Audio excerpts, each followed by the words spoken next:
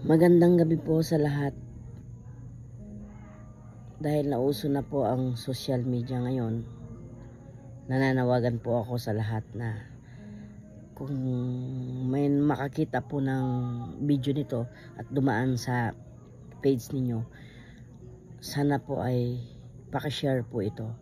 Gusto ko lang po kasing malaman kung saan po ngayon yung tatay ko.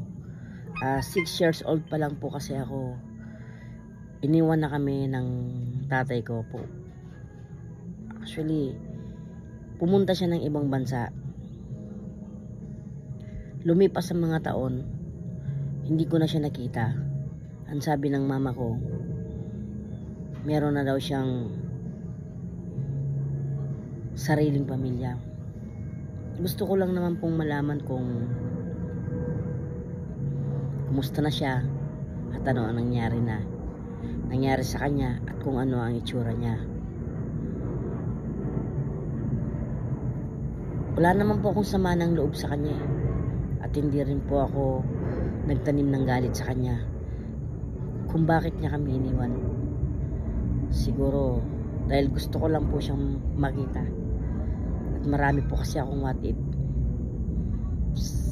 Lagi kong inaano sa isip ko na what if kung kasama ko siya ngayon.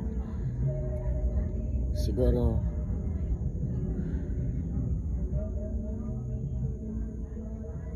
buo kami. What if kung kasama ko siya ngayon, siguro makikita niya kung ano yung nangyayari sa buhay ko. What if kung nakasama ko siya ngayon, siguro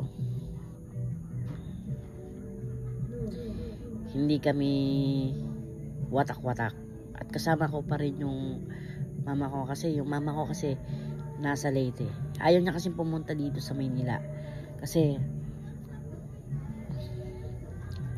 ayaw niya kasi iwan yung lupa na pinaglalaban niya. Natatakot kasi siya na baka kasi kunin uli ng pinagbilin niya dahil nga maliit lang yon at mahirap lang kami. Kahit anong oras pwede nilang kunin kung walang tao dun sa lugar namin. Kaya hinayaan ko na lang si mama na nandoon siya sa probinsya. Gusto ko lang naman sana na matanong